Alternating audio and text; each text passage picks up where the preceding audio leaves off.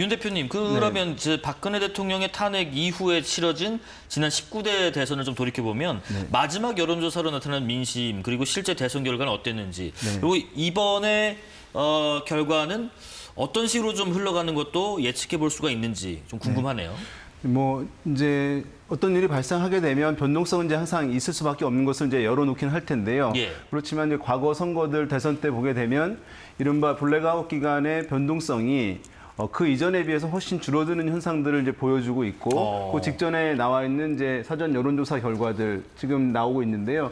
실제 이제 지지율과 득표율의 차이는 있습니다만은 실제 어떤 결과가 크게 뒤바뀌는 경우가 이제 흔하지는 않은 그런 상황들 이제 우리가 경험적으로 알고 있습니다. 이것은 이제 마지막에 다가올수록 꼭 그 이른바 여론조사 공표 금지 기간에 이렇다는 것이 아니라 선거일이 다가오면 다가올수록 변동성은 줄어든다는 것을 보여줍니다. 이제 이런 결과들은 왜냐하면 유권자들이 부동층이 상당 부분에게 높게 형성이 되어 있어야 변화가 될 수 있습니다. 사실 선거 캠페인에서 제일 어려운 것은 유권자들이 마음을 정했는데 그 마음을 다른 마음으로 돌리는 것, 이것이 정말 어려운 것이거든요.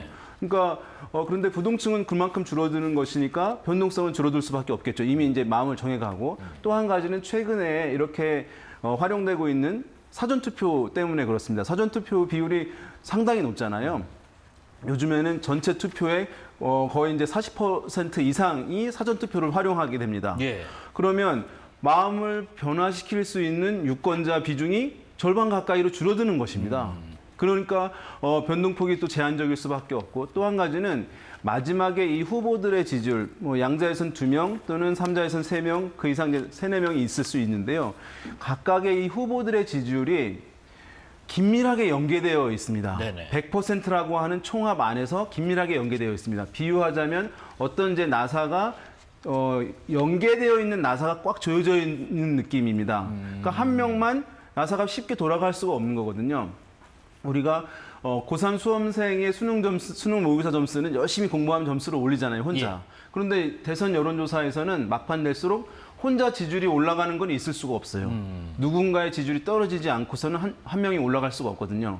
그런데 각 후보와 캠프들이 최선을 다합니다. 그러니까 한 명이 지속적으로 올릴 수는 없지만 악재가 발생했을 때 최대한 방어를 하면서 떨어지지 않게 하는 노력들을 한단 말이죠. 그러니까 다른 후보들의 지지율이 떨어지지 않는데 한 명만 올릴 수는 없는 그런 상황들.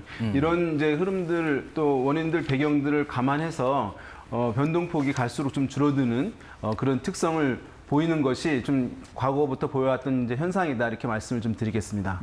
잠깐 제가 개요를 말씀드리고 좀 의견 여쭤볼게요. 조금 전에 보신 여론조사는요, 한국갤럽 자체 조사로요. 1일부터 2일까지 전국에 거주하는 만 19세 남녀 2017년입니다. 19대 대선 경향성을 본 거기 때문에요. 2017년 5월 1일부터 2일까지 전국에 거주하는 만 19세 이상 남녀 1,015명을 대상으로 무선 전화 면접 86%, 유선 전화 면접 14%로 조사를 했고요. 표본 오차는 95% 신뢰 수준의 플러스 마이너스 3.1%포인트입니다. 지금까지 보셨던 모든 여론조사는 중앙선거 여론조사 심의위원회 홈페이지를 참조하시면 되겠습니다.